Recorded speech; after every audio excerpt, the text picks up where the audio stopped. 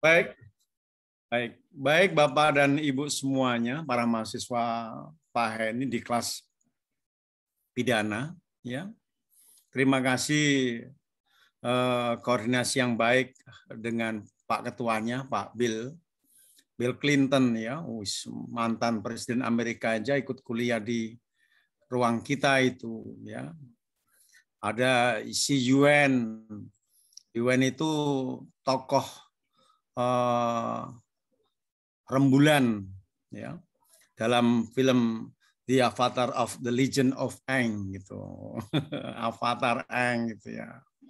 Nama-namanya bagus-bagus itu. Mungkin bapaknya terkesima, bapaknya Yuen itu terkesima dengan Dewi Bulan ya. Oh, Dewi Bulan yang sebagai simbol yin dan yang, ya, simbol kehidupan terang dan gelap, siang dan malam gitu ya. Karena kenakalan dari pangeran, sang pangeran, kemudian membunuh Yuen ya untuk mengalahkan The Avatar, The Legend of Aang itu ya. Baik, para mahasiswa sekalian ya. Anytime kalian mau bertanya silakan. Pak ini mau berbicara mengenai mungkin sudah diajarkan Prof. Maroni ya. Kalaupun sudah diajarkan Pak ini mohon maaf barangkali mengulang, tapi karena ini Pak ini anggap penting ya. Tahapan ketiga ya, tahapan ketiga dari penegakan hukum pidana yaitu tahap eksekusi atau tahap pelaksanaan. Tahap pelaksanaan ini akan menjadikan pelaku tindak pidana yang statusnya berubah dari terdakwa menjadi terpidana. Nanti terpidana itu akan menjalani masa pidananya, namanya menjadi narapidana. Ini harus dipahami dulu ya, ada pergeseran status hukum dari sejak dia tersangka, terdakwa, kemudian menjadi terdakwa di dalam peradilan, proses peradilan pidananya, terutama di pengadilan, kemudian menjadi terpidana karena sudah diputus oleh pengadilan, kemudian putusan pengadilan itu sudah inkrah van geweest, ya, dia berkewajiban untuk menjalani masa pidana. Ya. Nah, pada saat seseorang dimasukkan ke dalam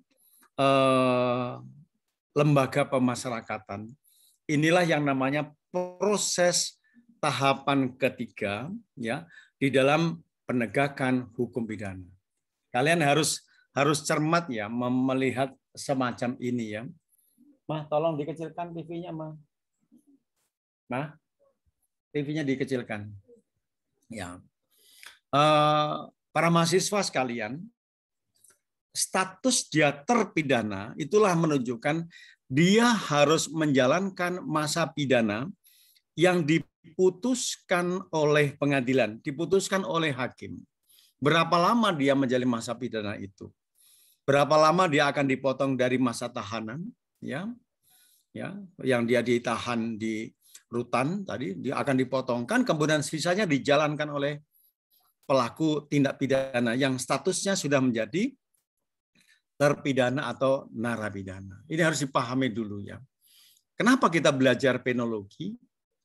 Kemudian kita belajar pemasyarakatan, karena antara dua hal ini berbicara mengenai penal atau pidana itu sangat dekat dengan namanya pemasyarakatan. Orang yang dipidana itu dia memiliki tujuan. Makanya di dalam nanti akan Pak ini singgung, pemidanaan itu memiliki tidak hanya bersifat pengimbalan, pembalasan, ya, tetapi juga memiliki tujuan. Ya. Tujuan yaitu memasyarakatkan kembali pelaku ini kembali nanti akan ke dalam masyarakat. Maka dikatakan resosialisasi terhadap pelaku tindak pidana. Pemasyarakatan yang benar, ya, yang dijalankan oleh petugas lembaga pemasyarakatan terhadap warga binaan pemasyarakatan secara benar, ya, secara tertib, mendorong untuk menjadikan pelaku-pelaku yang sebelumnya jadi pelaku kriminal, pelaku kejahatan itu akan menjadikan mereka orang yang baik kembali. Dia nanti akan diukur dua hal. Dia sudah jera untuk melakukan kejahatan. Keduanya, dia berkelakuan baik. Ya. Ini para mahasiswa untuk dipahami ya. Begitu pentingnya penologi itu. Karena apa? Karena penologi itu memberikan sebuah sarana yang harus dijalankan oleh terpidana, sekaligus dia memiliki tujuan, yaitu mengembalikan kembali si narapidana, si terpidana ini ke masyarakat. Dia akan bisa diterima. Meskipun orang yang bekas narapidana ini dimasukkan ke masyarakat memiliki yang namanya stigma, memiliki yang namanya cap jahat, ya. Makanya di dalam resosialisasi ini itu juga menjadikan seorang terpidana itu memiliki cap jahat. Ada proses namanya stigmatisasi. Ada proses memberikan cap jahat kepada pelakunya. Tapi dengan resosialisasi yang benar, dengan pemasyarakatan yang benar, menjadikan pelakunya itu bertobat, minta ampun, dia jera untuk mengulangi lagi, kemudian dia akan kembali menjadi sosok orang yang baik kembali ke masyarakat. Ya. Meskipun ada catatan, termasuk orang yang sudah dipidana, ya, ada kalanya dia menyisakan dendam, ya, menyisakan satu dendam terhadap orang-orang yang pernah memidana mereka. Dari sejak penyelidik, penyidik, jaksa penuntut umum, hakim, termasuk mungkin pengacaranya, dia dendam terhadap mereka. Ya. Karena apa? Karena melalui jasa-jasa mereka tetap dia dipidana. Dia menyewa pengacara, nyatanya masih dipidana, kan gitu. Ya. Pengacara hanya berjasa untuk mengurangi beratnya masa pidana, tapi tidak bisa membebaskan mereka dari segala pemidanaan. Nah, disinilah para mahasiswa kita akan mencoba bagaimana begitu pentingnya hukum pidana itu dengan aspek pidananya. Ini merupakan ciri khas atau yang disebut dengan kenmerk, ya. Yang namanya hukum pidana itu berbeda dengan hukum lainnya. Hukum administrasi, hukum keperdataan sangat berbeda dengan yang namanya hukum pidana. Karena apa? Hukum pidana memiliki rasa, memiliki cara, alat untuk menderitakan, ya, menderitakan kepada orang, membuat nestapanya orang dengan penjatuhan pidana. Ini yang perlu diamati, dipahami oleh mahasiswa S2, Magister Ilmu Hukum yang mengambil bagian hukum pidana. Begitu pentingnya pidana itu sebagai alat saudara, tetapi menjatuhkan pidana dengan rasa kehati-hatian, yang katakanlah dengan strafsud, strafmat, strafmodus, pidana itu dijatuhkan dengan cara yang terakhir, sebagai obat yang terakhir, maka dikatakan sebagai ultimum remedium. Ya. Ultimum remedium itu dijatuhkan setelah hukum-hukum yang lain, bisa hukum administrasi, hukum perdata, tidak berdaya. Ya, tidak berdaya. Maka teori inkaufnement teori apa boleh buat, negara akan menjatuhkan pidana buat mereka. Hanya yang perlu dibangun adalah, ini yang perlu dipikirkan, Mbak Aisyah mah di depan mah. Nah, bentar ya. Mbak Aisyah belum ada. Maaf ya, kalau di rumah ada gangguan tapi sinyalnya bagus nih. Tadi Pak ini sampai di mana, Bil? Ultimum remedium, ya. Ultimum remedium. Nah, inilah yang harusnya dilakukan oleh aparat penegak hukum. Gunakanlah hukum yang lain sebelum menggunakan hukum pidana. Karena apa? Ada alat pemaksanya. Ya. Alat yang bersifat menderitakan, membuat nestapa, dia bersifat menumpas, dia bersifat menindas, yaitu pidana. Hati-hati kalian nanti, ya, Bill misalnya berangan-angan jadi jaksa, jadi hakim, LGDA nanti juga demikian. UN mungkin terinspirasi seniornya menjadi pengacara misalnya seperti itu ya, misalnya seperti itu. Hati-hati. Sambil saya lihatin ya, Dona Eksanti Rafika. Rafika, mana wajahmu? Ini wajah tuh wajhiyalilladzi fataras samawati wal ardh. Wow. Wajahnya nggak ada, hilang ini. Gitu. Ini Rizky Mido juga wajahnya kebalik. Kamu jangan-jangan menggantungkan kaki kamu ke atas ini, terus kamu turun dan langsung dilihat kamera itu. Nah, kebalik tuh kamera kamu itu. Tuh, apa namanya, Rizky Mido. Itu. Monica Utama, apa ya, Fanny. Ya, Fanny, ya, agak diturunkan biar wajahnya ketahuan itu. Nah, gitu kan lebih enak. Biar nanti kalau Pak ini bimbing, apal itu. Ya, oke. Bila, bila senyum-senyum. Bila senyum-senyum ya, Bil ya. Iya, kalau Pak ini kuliah nggak pernah serius ya, Bil ya. Oke. Nah, dari paparan awal Pak Heni ini menunjukkan begitu pentingnya yang namanya aspek pidana, sehingga ada namanya ilmu pidana atau yang disebut dengan penologi itu. Ilmu tentang penal, ilmu tentang pidana. Karena ada dua senjata yang kalian miliki sebagai seorang penstudi di bidang ilmu hukum pidana, yaitu ada aspek penal dan aspek non penal. Ya, ada dua senjata itu yang sama-sama jitunya, sama-sama ampuhnya. Ya, yang satu non penal itu harusnya diutamakan sebelum penal untuk dijatuhkan atau digunakan. Ya, saya pernah mendiskusikan dengan Prof. Badam. Prof. Badam kan ahli hukum pidana ya. Saya nanya, Prof, lebih didahulukan yang mana? Aspek pidana atau aspek non pidana? Beliau dengan tegas, dengan tangkas menjawab, ya seharusnya aspek non penalnya yang didahulukan, kemudian aspek penalnya yang dikemudiankan. Ya.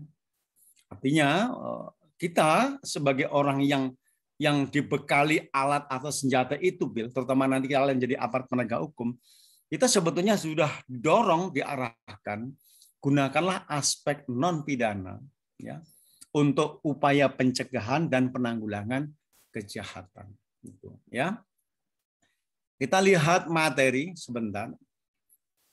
Karena di dalam pemahaman kata pidana atau penal itu di masyarakat hukum pun masih banyak yang menggunakan istilah hukuman terutama. Ya. Padahal kalau alumninya S1-nya dari Unila ya harusnya sudah pilihannya harus tegas, yaitu yang namanya pidana. Makanya istilah kita tuh tidak ada hukuman, tapi yang benar adalah hukum pidana. Hukuman atau pidana itu berasal dari kata straf ya. Straf. Ya. Dulu kalian mungkin ada yang pernah diberi sanksi sama bu gurunya atau pak gurunya karena nakal, kemudian disuruh maju ke depan kelas, kakinya diangkat satu, ya sambil tangan kanannya megang kuping gitu ya, jadi begitu. Nah gitu.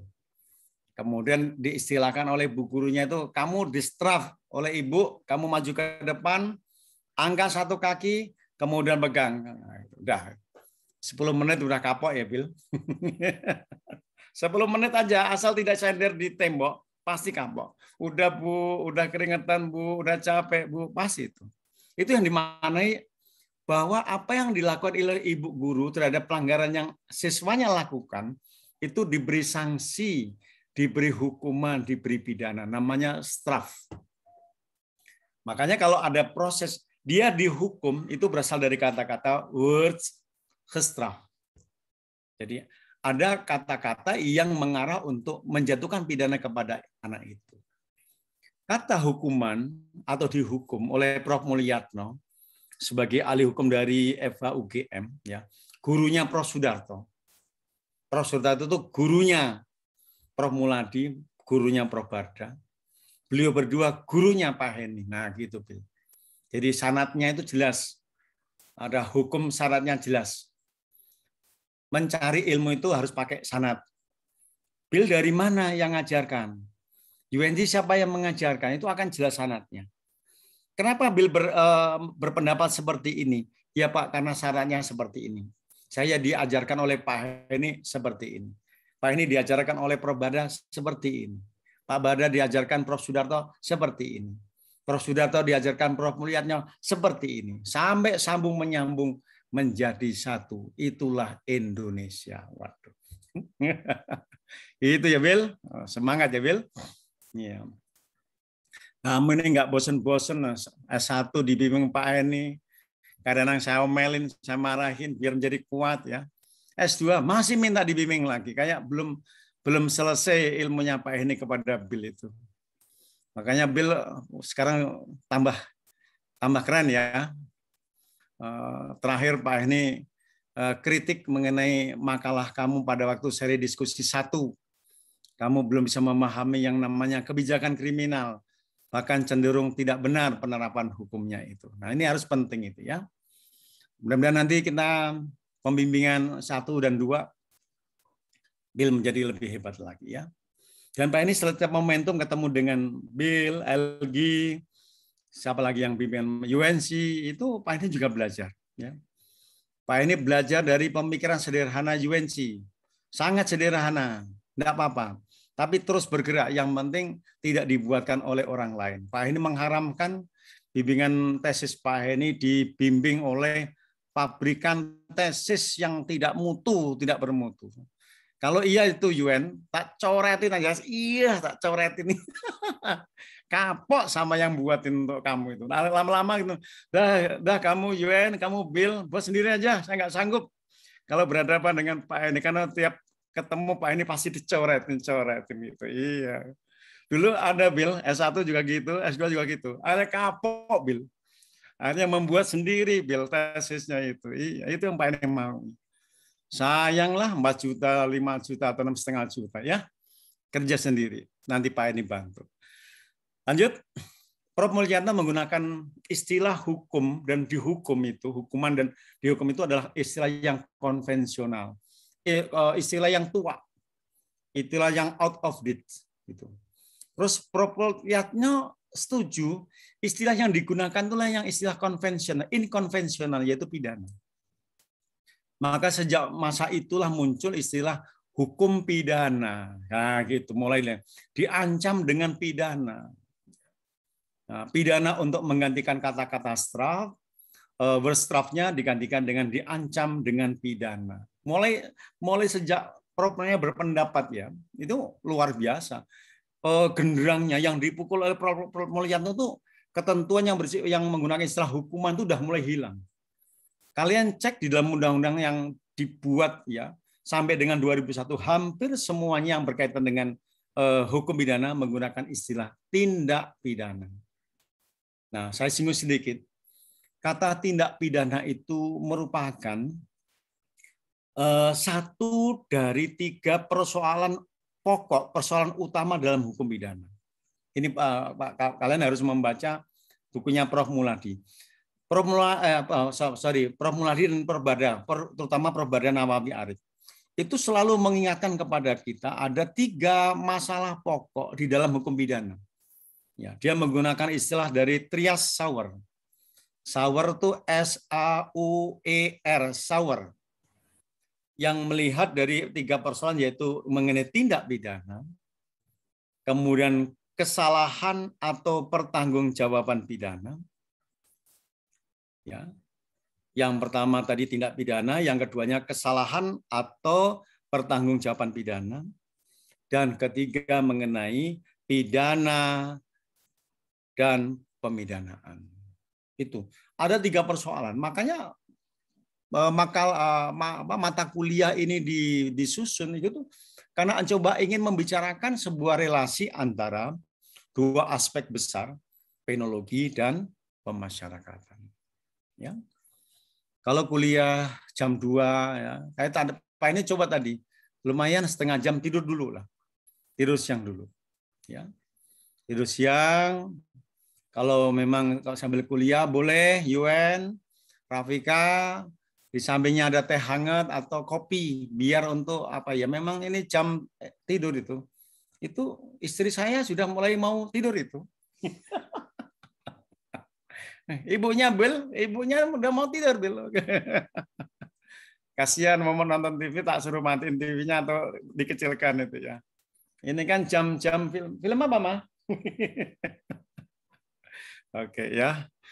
Oke, coba kita buat simpulan sementara. Straf secara konvensional itu adalah hukuman. Buat gestraf dihukum. Tapi kalau istilah inkonvensional itu berarti yang lebih kekinian ya, lebih kekinian. Yang tidak konvensional itu adalah lebih kekinian adalah penggunaan pidana dan diancam dengan pidana. Tidak ada lagi diancam dengan hukuman, itu nggak ada. Sehingga kalau kita katakan strafrecht adalah hukum pidana, bukan hukuman. Ya, mudah-mudahan bisa dipahami ya. Para mahasiswa sekalian, ya, saya tidak perlu menjelaskan lagi karena tadi sudah Pak Edi singgung. Ya, Prof. Sudarto menyatakan bahwa ada sebuah istilah yang terbangun dari kata-kata hukuman, kata-kata pidana, ya, yaitu dalam konteks menetapkan hukuman. Ya. Makanya dia memunculkan istilah yang panjang sekali, yang banyak sekali. Ada yang disebut dengan, kalau sebelumnya itu kan penghukuman dalam perkara pidana. Jadi ada istilah penghukuman dalam perkara pidana. Artinya sebenarnya penjatuhan pidana dalam perkara pidana. Ya, kalau diterjemahkan secara inkonvensional adalah penjatuhan pidana dalam perkara pidana. Atau bahasa yang lain nanti kita bisa munculkan itu. Istilahnya bisa menjadi pemidanaan. Kata dasarnya pidana, kemudian mendapatkan imbuhan gabung yang namanya konfiks pedanaan. Diingat kalau ada kata dasar, kemudian dapat imbuhan gabung itu pedanaan, itu berarti proses penjatuhan pidana. Nah, kapan proses itu berlangsung?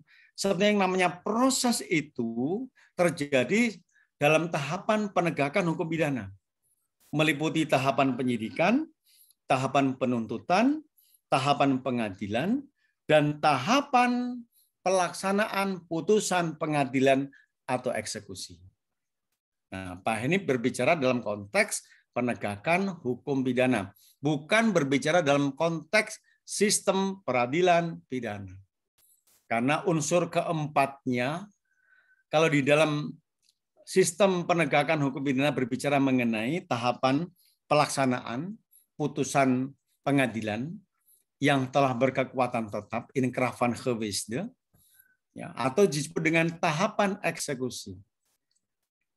Kalau di dalam sistem peradilan pidana, tahapan keempatnya itu adalah tahapan lembaga pemasyarakatan.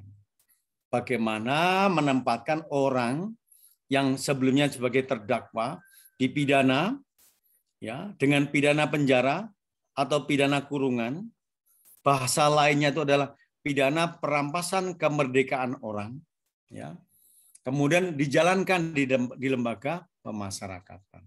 Itu jadi pembedanya antara sistem peradilan pidana dengan sistem penegakan hukum pidana. Ya.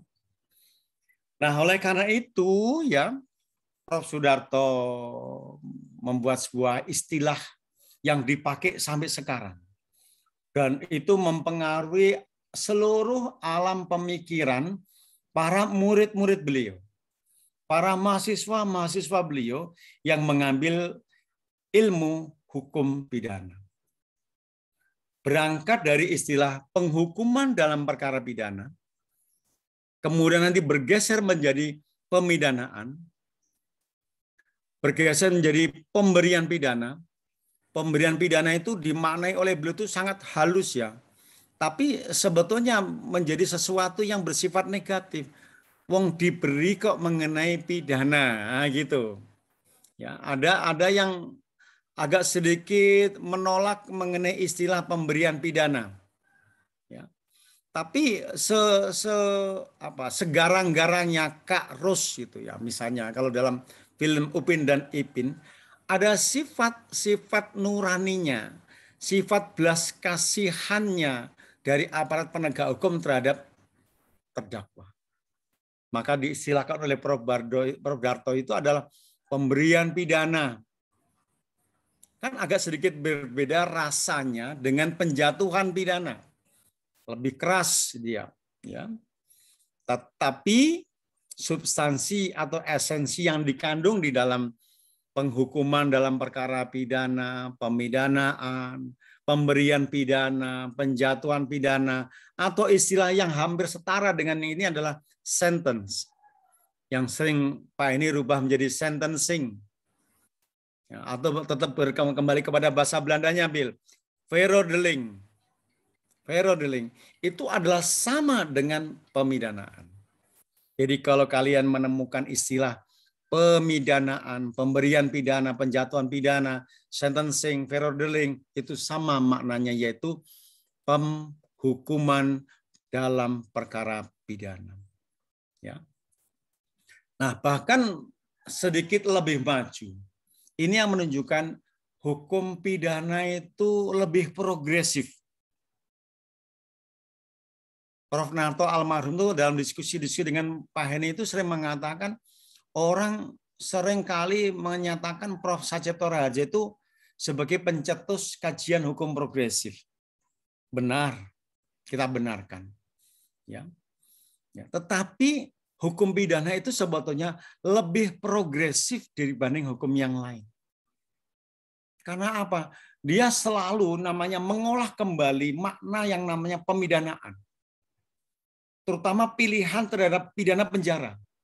Pidana yang paling banyak menyakitkan, tetapi paling mudah untuk dijatuhkan.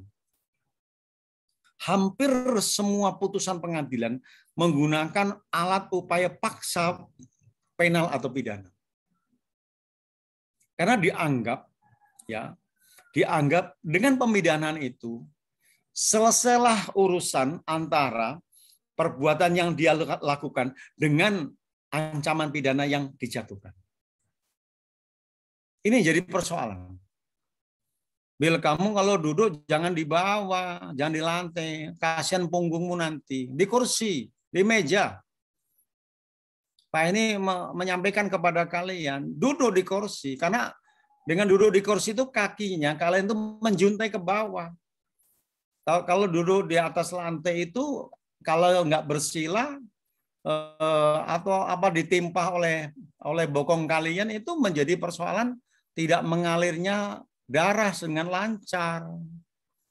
Ya, walaupun kamu pakai bantal lantai tetap nggak enak, tetap butuh kaki ini ke bawahnya tuh lancar. Kamu dari tadi nggak bisa diam. Karena apa? Yaitu karena duduk di atas lantai.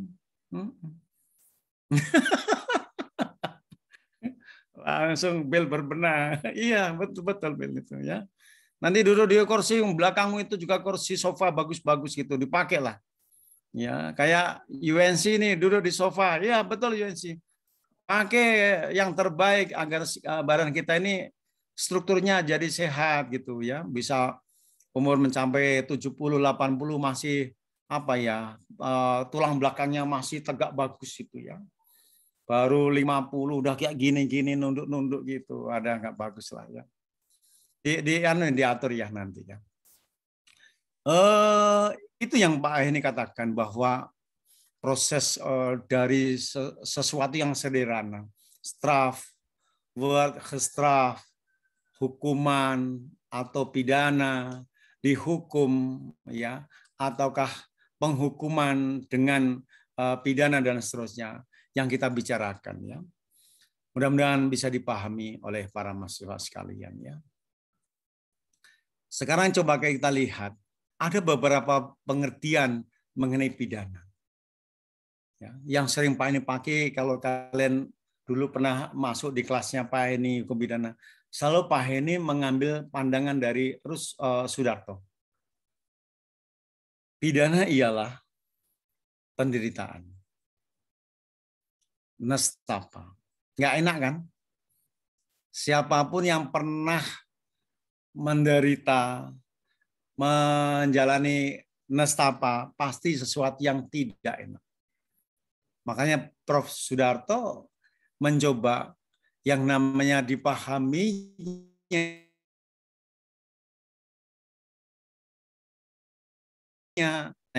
pidana kurungan, pidana denda, pidana penjara, maupun pidana mati, semuanya tidak enak.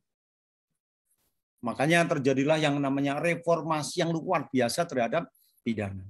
Dulu itu kalau saya ngobrol dengan petugas dari LP, tapi yang petugas yang lama, itu hampir dapat dikatakan seluruh penghuni, dulu namanya penjara, penghuni penjara itu diperlakukan seperti binatang.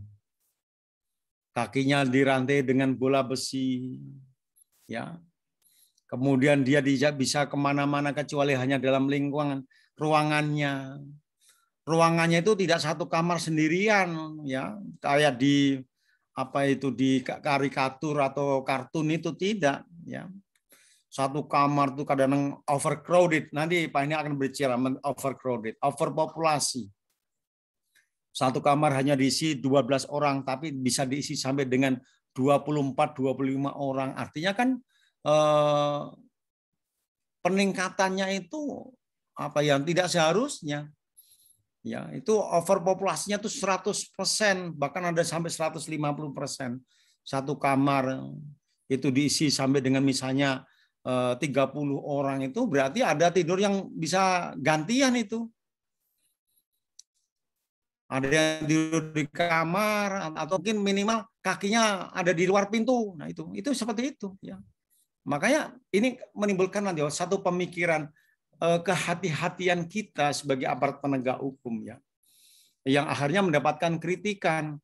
Semuanya terjadinya overpopulasi, overcrowded di lembaga pemasyarakatan itu karena produk dari proses peradilan pidana. Sedikit-dikit pidana penjara, dikit pidana penjara. Ya udah overkapasitas itu. Apalagi sekarang lagi kasus narkoba itu kan luar biasa. Yang memenuhi banyak penjara, termasuk penjara Tangerang kemarin yang kebakaran itu 2/3-nya itu para penghuni dari napi narkoba. Ini sebenarnya menjadi satu pemikiran, makanya muncul gagasan menyelenggarakan kuliah penologi dan pemasyarakatan karena kita turut memikirkan kondisi-kondisi yang terjadi pada waktu proses penegakan hukum pidana yang tahap 4, yaitu tahap pelaksanaan pidana. Ya. Saya kembali kepada pandangan Prof. Sudarto, penderitaan yang sengaja dibebankan kepada orang yang melakukan perbuatan yang memenuhi syarat-syarat tertentu. Ingat, dengan definisi Edmund Meisger mengenai hukum pidana. Mbak Rafika, apa definisi hukum pidana menurut Edmund Meisger? Pak ini kalau nanya begini tuh langsung wajahnya pada tegang semuanya. Yang tadi senyum, ya, definisi keceriaannya, kegembiraannya. Karena nggak ngikuti perintah Pak ini zamannya S1. Harus hafal definisi hukum pidana dari Edmund Meisger. Apa, Bill? Kurang tahu, Pak. Kurang tahu. Iya, jawabannya kurang tahu. Kamu besok kalau ujian tesis, Pak ini nanti pura-pura juga nggak tahu. Tanyakan atau apa itu, Bill, mengenai hukum pidana dari Edmund Meisger.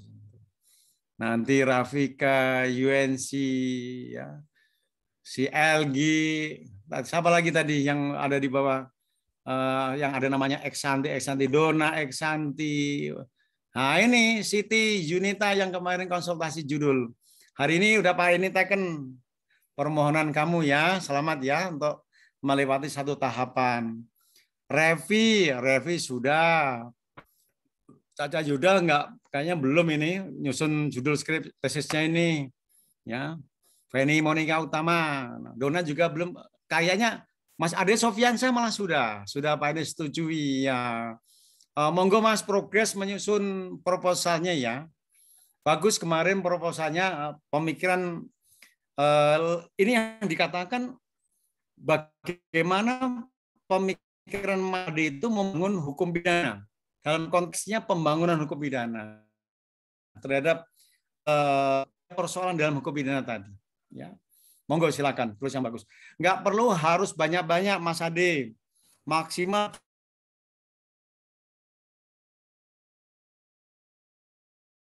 22 halaman. Mulai dari judul oleh Ade Sofiansyah NPM berapa langsung latar belakang, rumusan permasalahan dan ruang lingkup. Kemudian terus sampaikan pemikiran, konsep hukumnya apa, teori hukumnya apa, tata alurnya apa. Kemudian diakhiri dengan yang namanya sistematika penulisan. Dah selesai.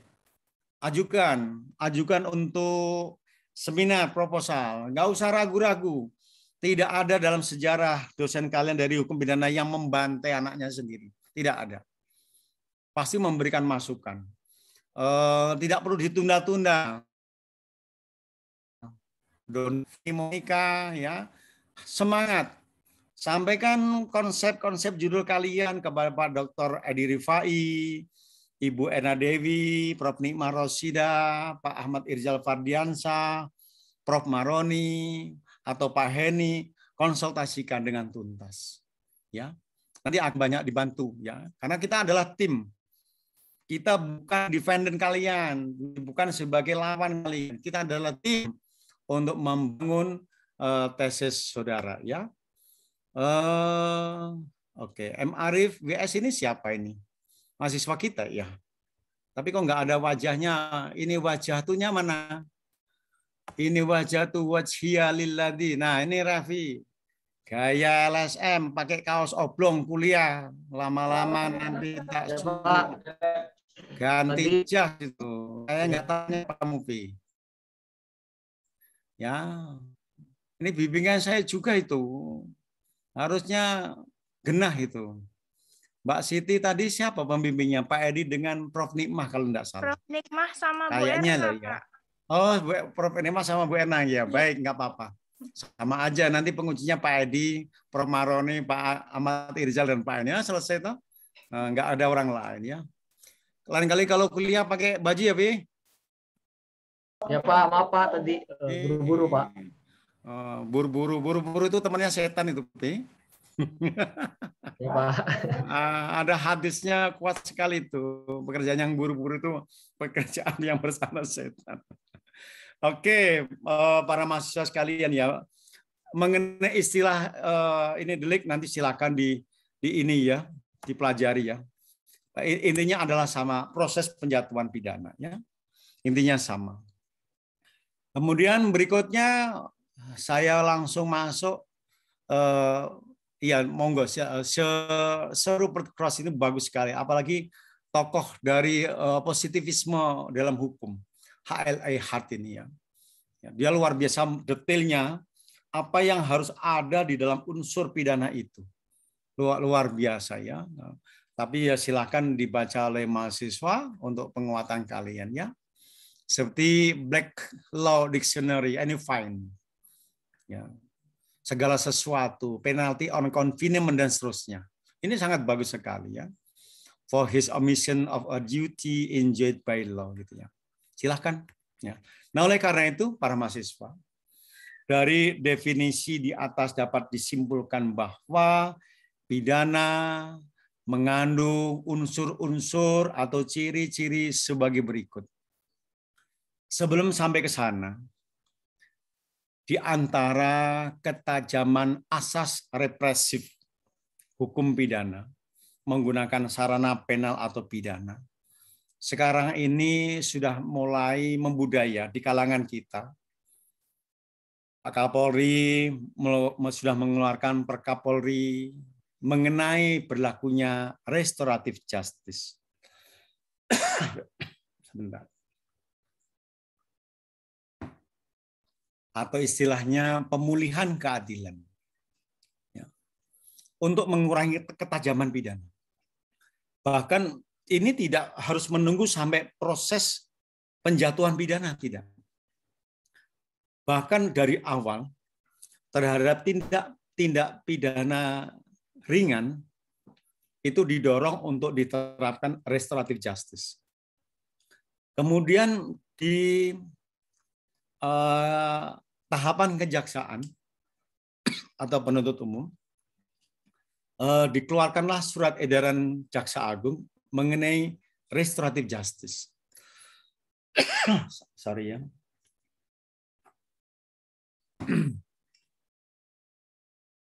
Kemudian di tahapan Mahkamah Agung melalui surat edaran Dirjen Badilum, Badan Peradilan Umum, juga dikeluarkan ketentuan mengenai restoratif justice sebagai ketentuan pelaksanaan ini itu merujuk kepada ketentuan di dalam Undang-Undang Sistem Peradilan Pidana Anak. Ya. Bagi pelaku anak yang melakukan tindak pidana diancam lebih dari 7 tahun atau perbuatannya sebagai pengulangan tindak pidana, maka ya kepada anak itu diberikan restoratif justice. Banyak mahasiswa-mahasiswa yang cara berpikirnya pintar ya. Contoh, karena tindak pidana ringan tentunya tidak akan menyangkut tindak pidana korupsi.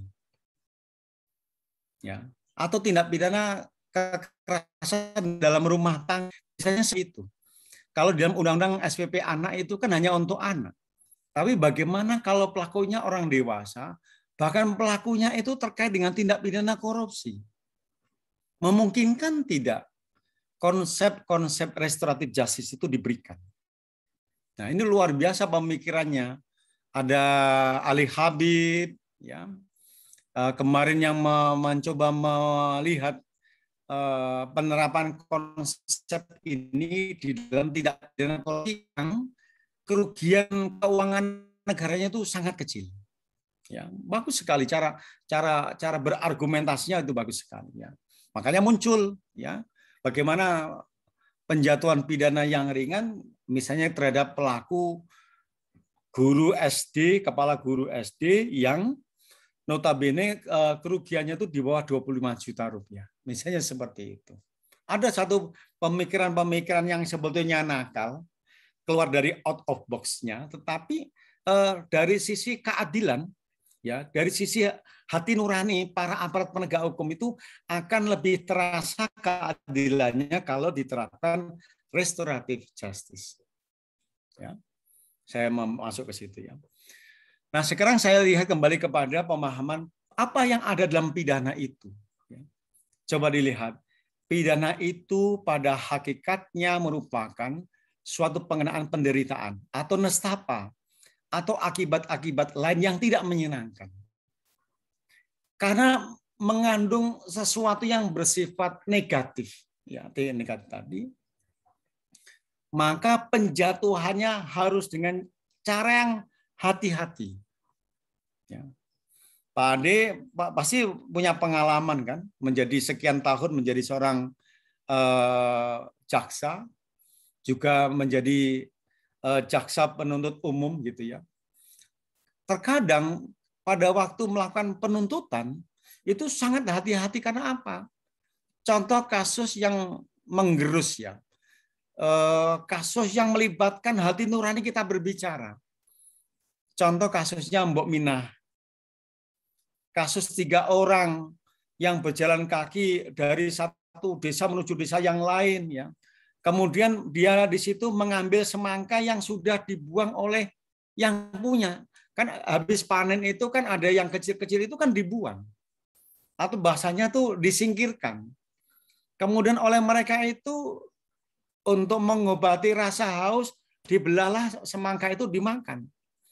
Tapi sama yang punya semangka, bukan si ininya itu langsung marah gitu ya. Dan bahkan menuduhnya berlebihan.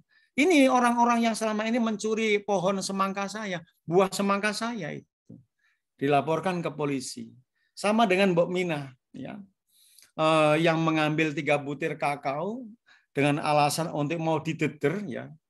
Dideder itu artinya mau ditanam, dijadikan bibit gitu ya.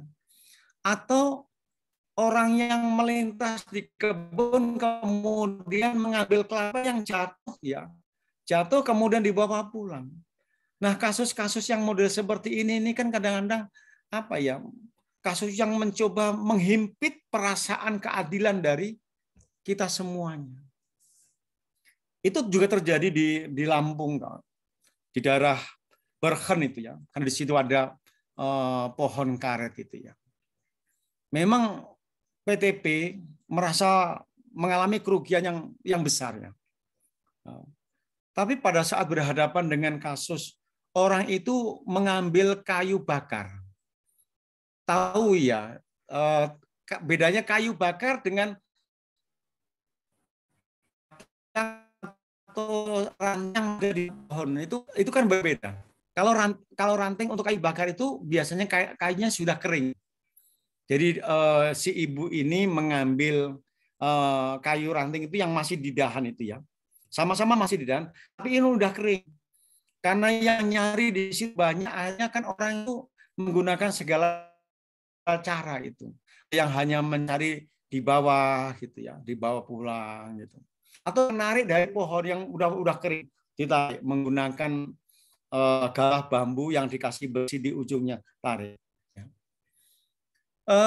Mungkin kalau secara ekonomis orang-orang kampung di situ di daerah Bergen itu mengambil kayu yang sudah kering no problem gitu. Bagi PTP tidak masalah. Bagaimana kalau ada pelaku yang menggunakan senso?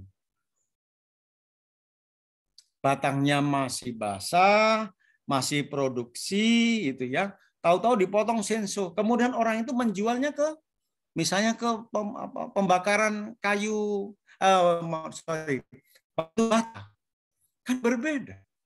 Sama-sama mungkin masuk kategori secara hukum formalnya itu adalah mengambil barang milik orang lain, baik sebagian maupun seluruhnya, ya secara melawan hukum, tidak mendapatkan izin dari mandornya atau dari perusahaan. Itu diancam dengan pidana pencurian, diancam dengan pidana penjara paling lama 5 tahun, misalnya begitu. Kenapa pasal ini itu juga memungkinkan walaupun kategori mengambil, kalau di Paheni itu ada istilah ngamek, amek dari kata amek, mengambil tetap mengambil. Tapi mengambil dengan mencuri segala sesuatu yang berbeda. Pak Ade, ini ada sesuatu yang berbeda. Antara mengambil dengan mencuri itu beda. Kalau kita di kampung barangkali mungkin bisa mendapatkan gambaran yang utuh. Memang ada budaya, ada kultur, ada kebudayaan di dalam kita, ya. Jangankan hanya misalnya mengambil kayu ranting yang sudah kering, mungkin mengambil satu butir mangga yang menjuntai di atas jalan atau mangga yang jatuh di kebun kita lewat itu masyarakat seakan-akan memiliki hak. Namanya ada bukan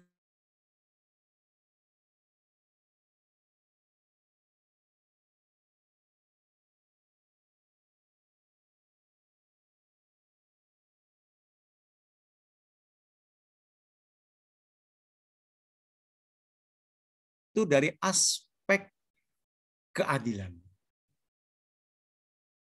Ini. Kalau kita hanya mengedepankan aspek kepastian hukum atau aspek yuridis, ya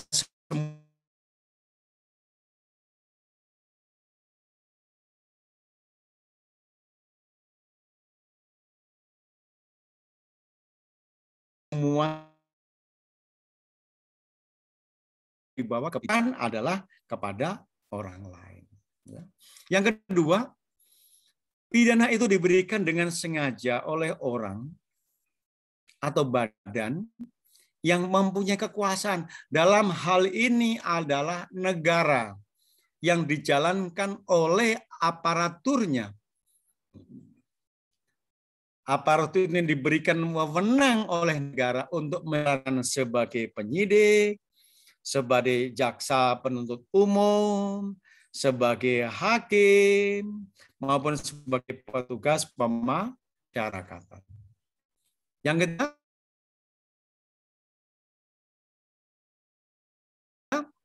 pidana itu telah tindak pidana menurut undang-undang. Jadi harus ada mengatur terlebih dulu sebelum perbuatan atau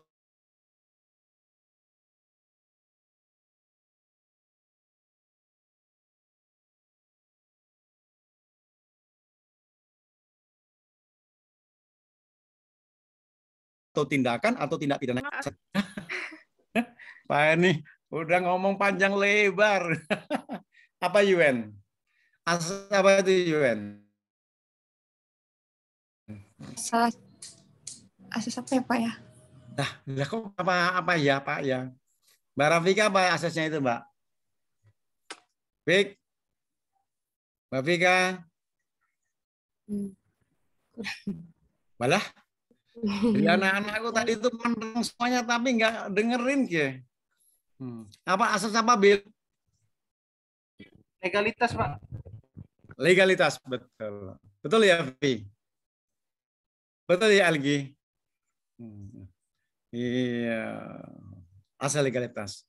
Kalau dalam bahasa Latin, apa bunyinya?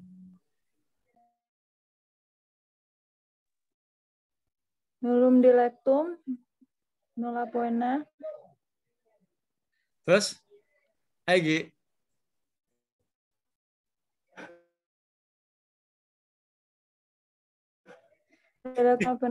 Apa, Vi? Raffi apa, Vi?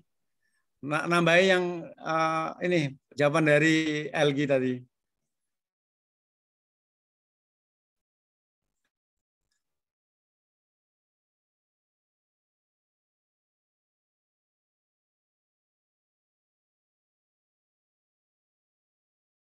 Masa lupa tuh?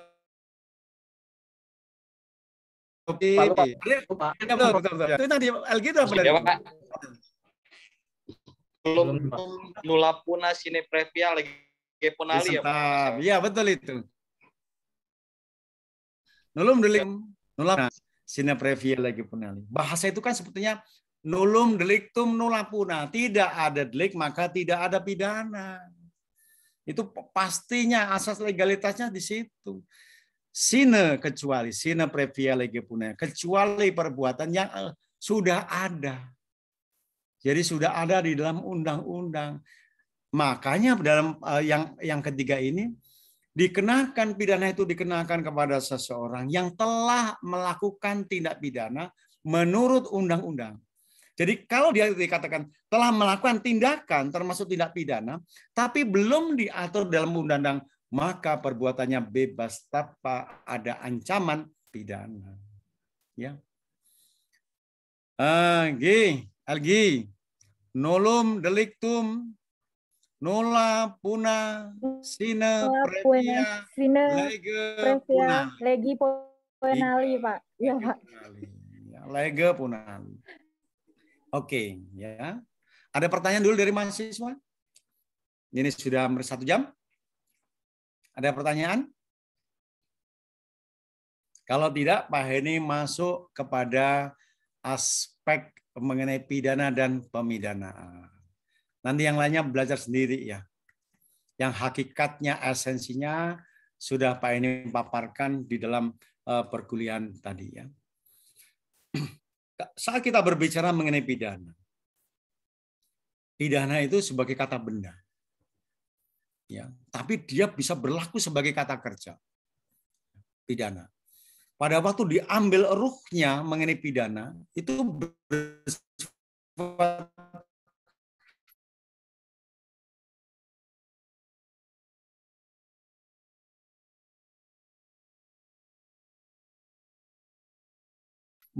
menesapakan proses pemidanaan. Aspeknya ada dua teori yang mendasari terhadap pemidanaan itu. Dua teori yang berhubungan. Ya, dia bertahan puluhan tahun karena apa? Sepanjang terkait dengan pidana perampasan kemerdekaan seseorang, seseorang itu dirampas kebebasannya, ya, dirampas kemerdekaannya untuk bergerak atau untuk apapun. Dia menjalani pidana dalam satu ruangan yang namanya sel itu atau dikerangkeng di situ. Ya, dia dikurangi kebebasannya hanya dalam hari tertentu atau jam tertentu diberikan ruang seperti itu, ruang bebas bergerak. Tapi tetap di dalam sebuah rumah namanya bangunan yang namanya lembaga kepenjaraan. Sekarang disebut dengan lembaga pemasyarakatan. Ya. Harus bisa membedakan dengan cermat antara lapas dengan rutan. Ya. Meskipun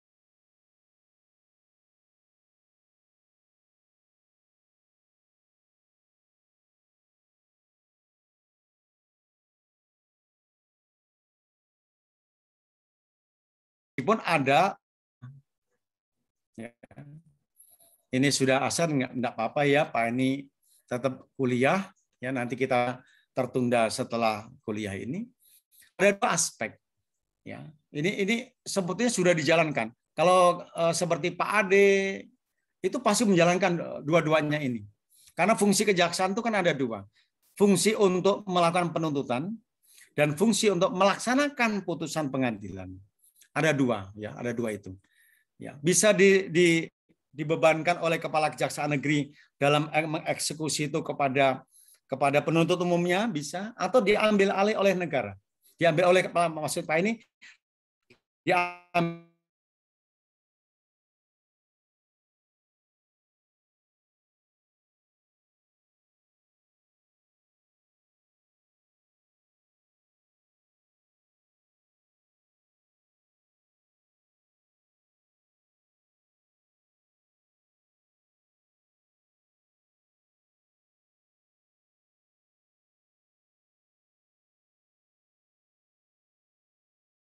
kepada Ibu Ratna Widianing karena dia mencoba menggunakan teori pemidanaan yang tidak dari aslinya. Makanya Pak ini mengatakan ganti teorinya, lebih rigid, lebih kaku, digunakan teori dari Prof. Muladi dan Bardan Nawawi Arif. Ya. Satu, teori pemidananya itu bersifat teori absolut atau teori pembalasan. Bahwa pidana diadakan itu dalam kerangka untuk membalas perbuatan jahat yang dilakukan oleh orang. Jadi intinya di situ. Maka dikatakan sebagai teori retributif atau Vergeldingstheorien. Ya. Itu kalau teori pembalasan.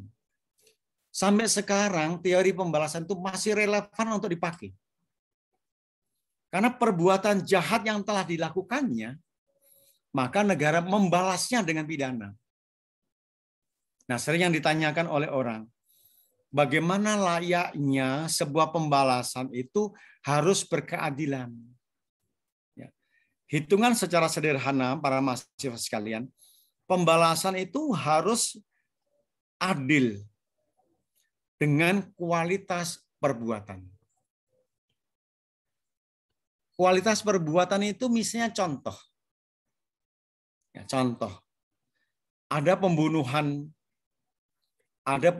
dengan mutilasi, ada pembunuhan ya biasa, tapi juga ada pembunuhan berencana.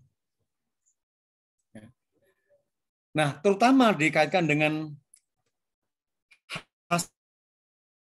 hasilan output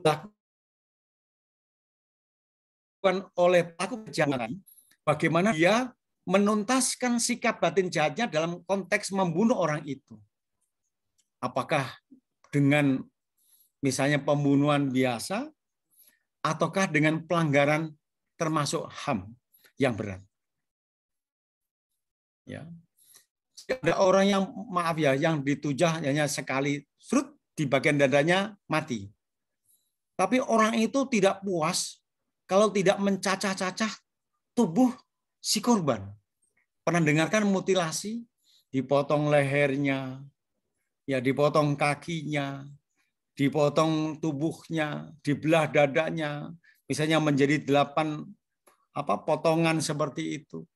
Atau yang pernah kejadian itu dipotong menjadi 32 bagian, dicacah-cacah itu. Ya, cacah.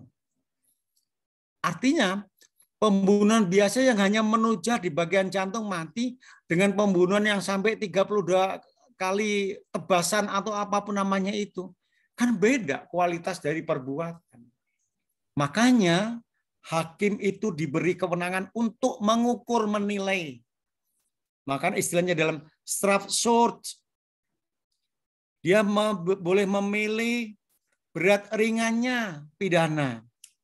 Strafmat, jenis pidananya, dan strafmodus mengenai cara melakukan pidananya. Hakim seperti itu diberi kewenangan oleh undang-undang untuk memilih agar seimbang, bahasa lain itu adil antara kualitas perbuatan dengan berat ringannya pidana yang dijatuhkan. Makanya di dalam undang-undang KUHP pasal 338 atau 340 itu kan hakim diberi keleluasaan untuk mempertimbangkan perbuatan yang telah dilakukan. Boleh 3 tahun, boleh 5 tahun, hanya maksimal 15 tahun. Kalau itu pembunuhan biasa. Atau ada pemberatannya. Pemberatannya paling banyak 1/3 dari putusan, dari ancamannya. Jadi 15 tahun bisa ditambahkan 5 tahun untuk ancaman pidana, berarti 20 tahun. Boleh. Misalnya memidana 18 tahun. Kenapa? Ada unsur pemberatannya. Boleh 20 tahun. Nah, inilah para mahasiswa di dalam melihat materi pembalasan, teori pembalasan, apa yang dikatakan di situ? Pidana dijatuhkan semata-mata karena orang telah melakukan suatu kejahatan atau tindak pidana. Jadi pidana itu merupakan pembalasan kepada orang yang telah melakukan kejahatan atau tindak pidana. Peccatum quia peccatum est. Ini intinya. Kemudian yang kedua, ya.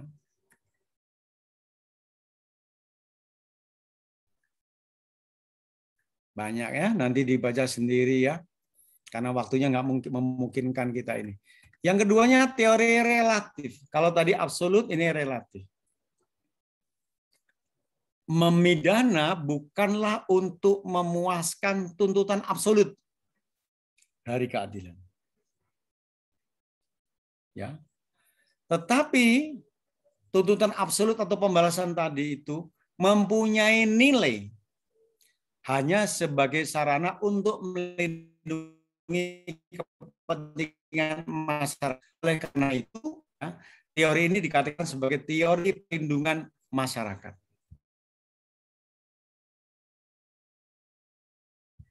Jadi bahasa sederhana itu adalah di dalam pembalasan yang dijatuhkan kepada pelakunya. Tetap konteksnya adalah pembalasan. Tetapi yang memiliki nilai untuk melindungi kepentingan masyarakat. Jadi hakim mencoba memformulasikan mengenai penerapan pidana itu dalam rangka untuk melindungi kepentingan masyarakat, bukan semata-mata melindungi pelakunya. Ini harus bisa dipahami ini. Jadi teori relatif itu pembalasannya ada, tapi pembalasan itu harus ada pemenuhan terhadap aspek keadilan, aspek nilai yang untuk melindungi kepentingan masyarakat. Atau seringkali disebut dengan teori relatif adalah teori tujuan. Dia harus memiliki tujuan, baik terhadap pelakunya maupun kepada masyarakat. Nah, yang ketiga, Yang ketiga, karena minggu depan kita sudah masuk ke pemasyarakatan, ya. Yang ketiga itu merupakan teori gabungan antara pembalasan dengan tujuan. Ya. Maknanya apa? Maknanya adalah pembalasan tetap dilakukan, tetapi ada tujuan yang dikehendaki terhadap penjatuhan pidana itu. Nah, hampir sama mirip dengan teori yang kedua relatif, tetapi dipertajam.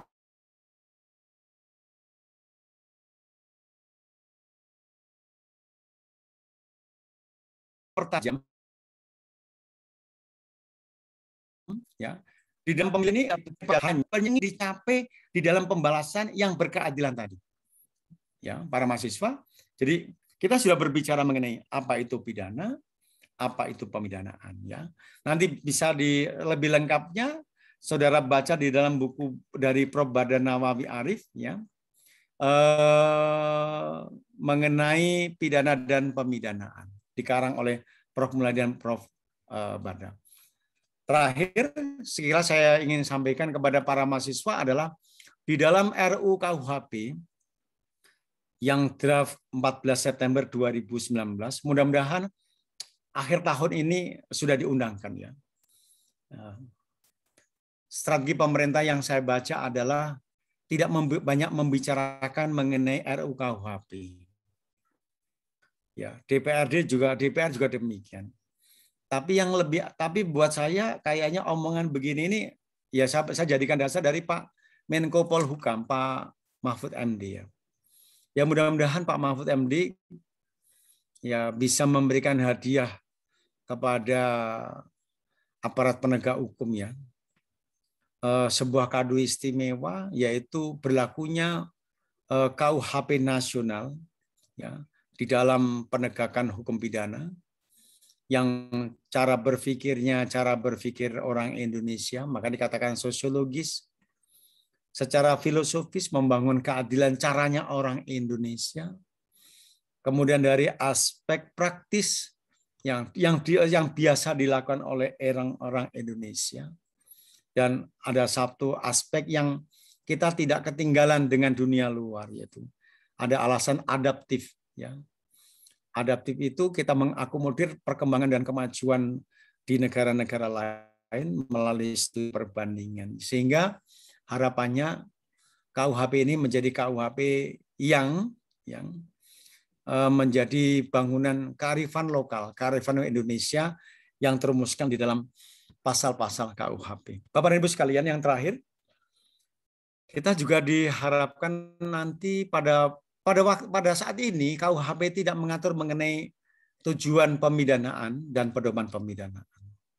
Nah, apa yang kita sampaikan awal mengenai penderitaan dengan adanya pidana, ya. Kemudian pidana itu juga tidak hanya sekedar pembalasan, tapi juga memiliki tujuan atau capaian nilai keadilan, ya, nilai-nilai yang baik di masyarakat. Di dalam RUU KUHP melengkapi apa yang menjadi angan-angan selama ini dari sisi kajian akademik, yaitu adalah istilah tujuan pemidanaan. Pemidanaan bertujuan apa, Bapak dan Ibu sekalian? Ada 4, ya. Mencegah dilakukannya tindak pidana dengan menegakkan norma hukum demi perlindungan dan pengayoman masyarakat. Bahasa-bahasa ini menunjukkan bahwa tidak dimunculkannya istilah pembalasan, tetapi langsung demi perlindungan terhadap masyarakat. Boleh dikatakan teori ini, teori yang dipakai adalah teori gabungan atau teori relatif di dalam pemidanaan, ya, demi perlindungan dan pengayoman masyarakat. Aspek perlindungan itu juga dikatakan tidak hanya sekedar masyarakat yang dari aspek besarnya, tapi juga terhadap pelaku dan korban. Mencegah dilakukannya tindak pidana dengan menegakkan norma hukum demi perlindungan dan pengayoman masyarakat. Kemudian memasyarakatkan terpidana dengan mengadakan pembinaan dan pembimbingan agar menjadi orang yang baik dan berguna. Kemarin barangkali bisa kita salah strategi, ya. Ketakutan penularan di lembaga pemasyarakatan, di rutan, oleh Kementerian Hukum dan HAM disegerakan untuk dibebaskan para narapidananya. Ya, sebagian besar malahan kembali lagi ke KLP karena apa? Ternyata mereka belum jera, belum berkelakuan baik, belum layak untuk disegerakan keluarnya. Ya, karena ternyata di masa pandemi pun dia mengulang, ada yang begal, ada yang copet, maling, garong dan seterusnya. Ya. Kemudian yang ketiga, menyelesaikan konflik yang ditimbulkan akibat tindak pidana. Ya. Memulihkan keseimbangan serta mendatangkan rasa aman dan damai dalam masyarakat. Salah satu fungsi pidana adalah ini, menyelesaikan konflik. Ya.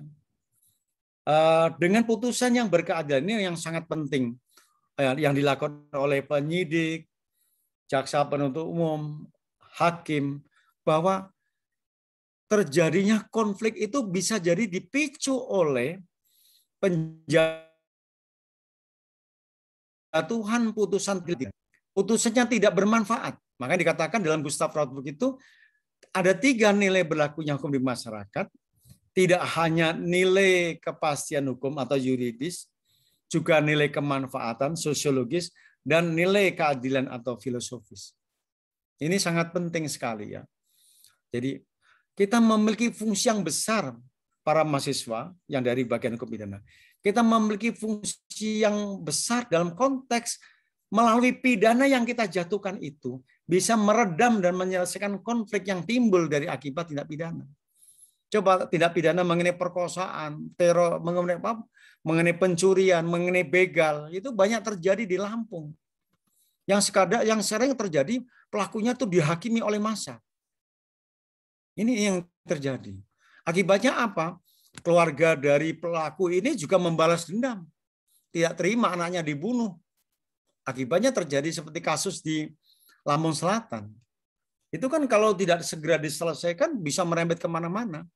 Bahkan terjadinya perang antar suku, ya antar warga masyarakat di Lampung ini menjadi luar biasa. Pada saat-saat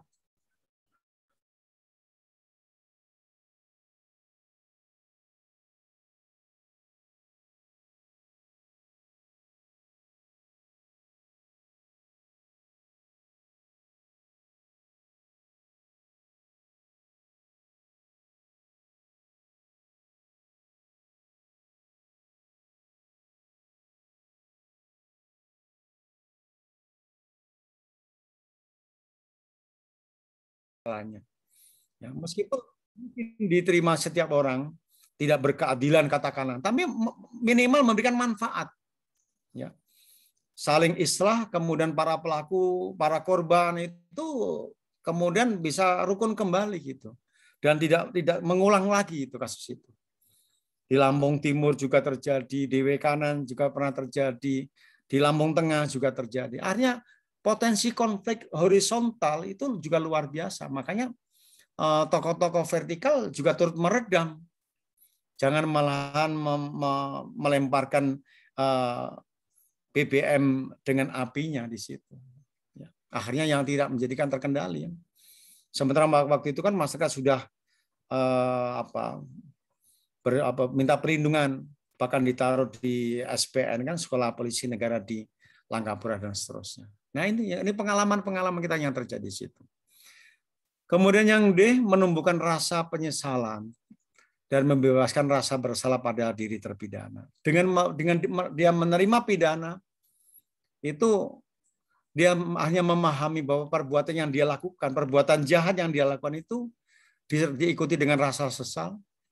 Kemudian dengan dia menerimanya pidana itu, dia membebaskan dari rasa bersalah. Seakan-akan sudah berakhirnya rasa pertobatan, rasa minta pengampunan macam-macam itu dengan dia menjalani pidana.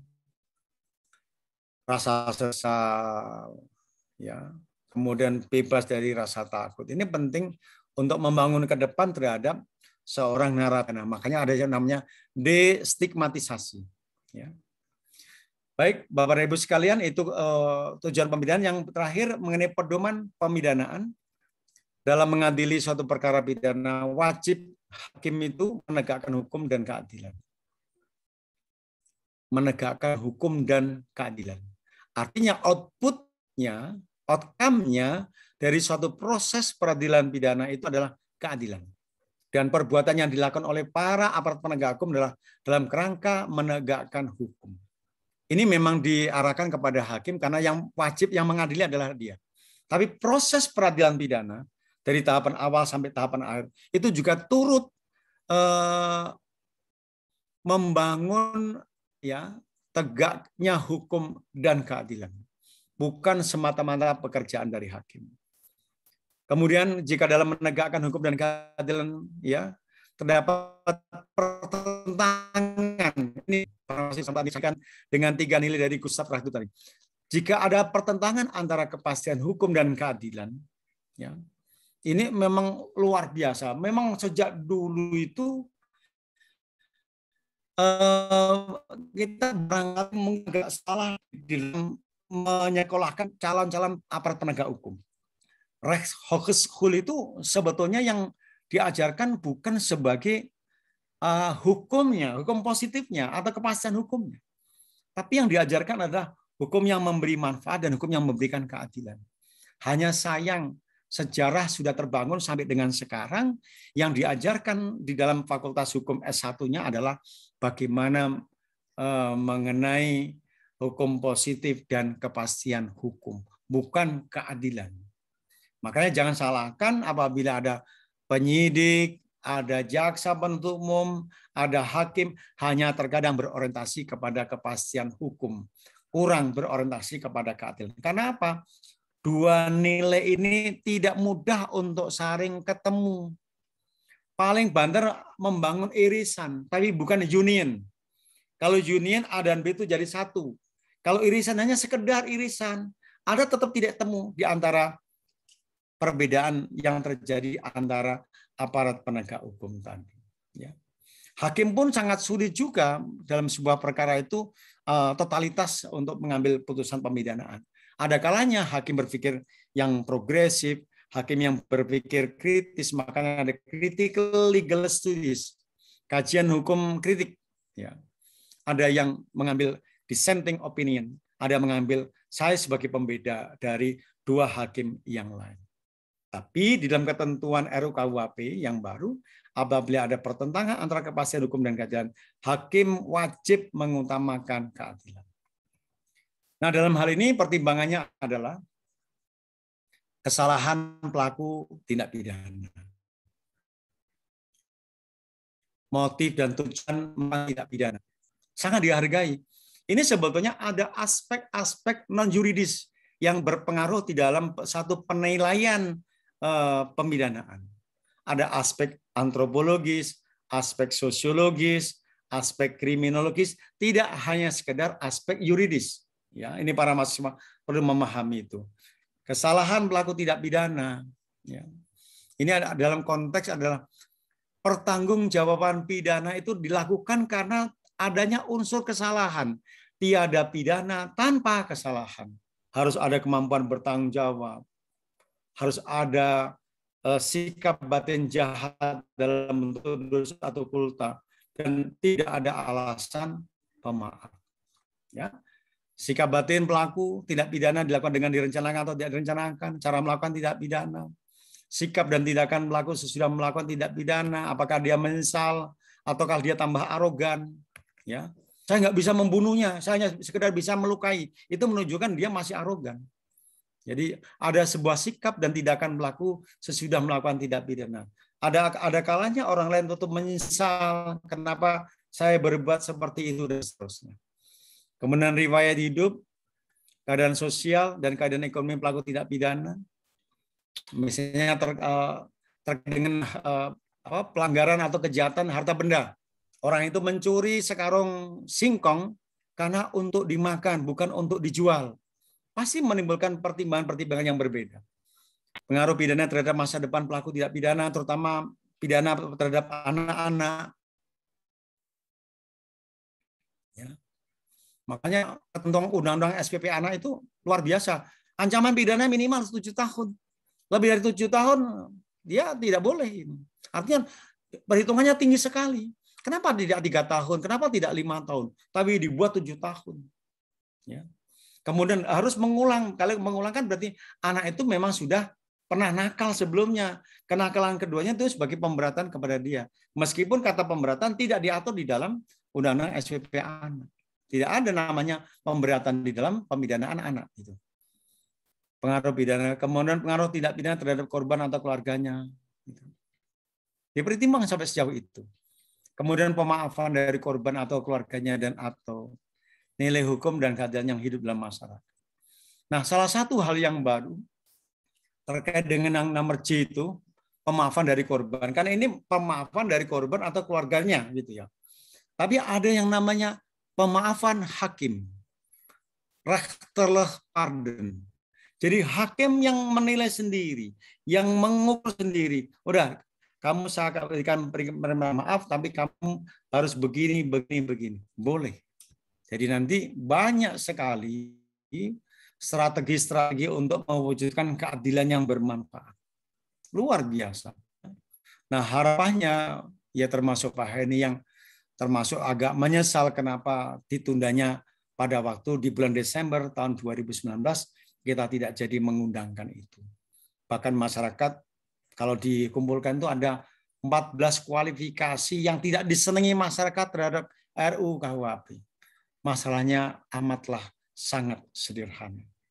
Ya, mudah-mudahan Desember nanti RUU KUHP yang mengatur demikian rupa sehingga keadilan itu bisa diwujudkan. Kalaupun ada kekurangan, kesalahan, ya, kekeliruan, itu bisa diperbaiki. Ya.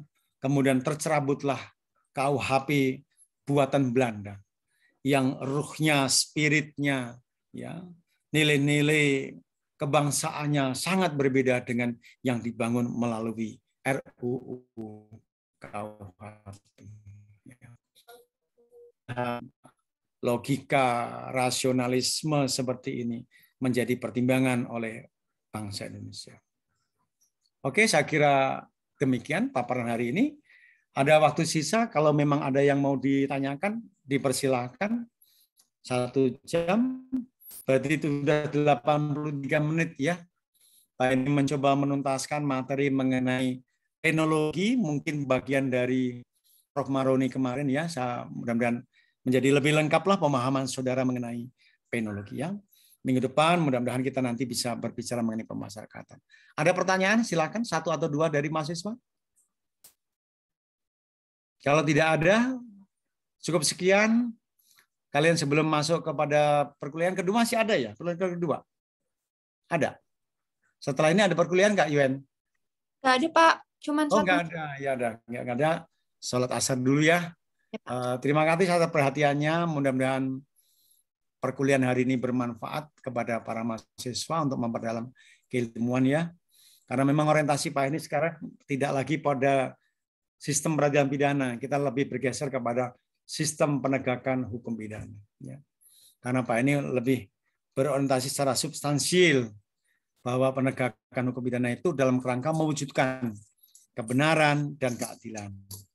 Dari 2 hal ini kita bisa membangun kemakmuran, bisa membangun kesejahteraan, dan kestabilan hidup kita. Mudah-mudahan pandemi COVID-19 ini berakhir, kita bisa hidup kembali normal, tapi ya senormalnya tidak lagi sebelum COVID ini 2 tahun yang lalu. Kita akan membangun kenormalan baru lagi, regulitas kehidupan yang baru lagi. Ya. Mudah-mudahan kita diselamatkan dari COVID. COVID ini para mahasiswa jangan terlena ya. Ya, kalaupun kita keluar ya pakai masker ya, Bill. Sekali tadi kita juga pakai masker ya. Karena di Jawa Tengah itu hanya kota Semarang dan kota mana satu lagi. Yang lainnya 20 kotanya itu masih PPKM 3. Hati-hati. Jawa Timur mungkin lebih bagus. Yang masih agak tinggi ini Jawa Barat sama DKI. Ya, hati-hati. Ini data-data terakhir ini perlu kita cermati ya. Mudah-mudahan Lampung bertahan di posisi PPKM 1 dan 2. Ya. Kalaupun misalnya saya sepakat kalau saya lebih mendorong kuliah tatap muka tidak di tahun 2021, mungkin di 2022 saja. Karena kalau di 2021 itu saya pikirkan mahasiswa S1, Bill. Kalau mahasiswa S2 kan rata udah kerja, udah punya duit itu ya. S1 ini kondisi pandemi menjadikan kondisi keuangan orang tuanya itu harus memikirkan bayar kontrakan, mungkin bajunya sudah beli baju lagi, beli alat-alat untuk masak, alat-alat untuk kuliah, dan kayaknya kok lebih bijaksana nanti di awal tahun ya, Januari, Februari kita mulai berbenah untuk perkuliahan tatap muka. Mudah-mudahan demikian ya para mahasiswa sekalian. Terima kasih atas kebersamaannya, perhatiannya. Mudah-mudahan tidak ada yang tertidur. Kalau ditanya bisa jawab ya. Yalah, mudah-mudahan bermanfaat. Selamat istirahat. Assalamualaikum warahmatullahi wabarakatuh. Waalaikumsalam. Terima kasih, Pak. Warahmatullahi wabarakatuh. Ya, Terima kasih, sama-sama Pak. ya. Ya, sama-sama semuanya. Pak ini izin untuk live ya. Ya, Bill, kalau ada sesuatu sampaikan aja nanti ya, Bill. Ya, Pak. Ya, mudah-mudahan V-kelasnya malam ini nanti sudah dibuat ya. Nanti materi Pak ini taruh di sana semuanya. Pak ini izin ya untuk live ya. Ya, ya, Pak. Pak. Oke.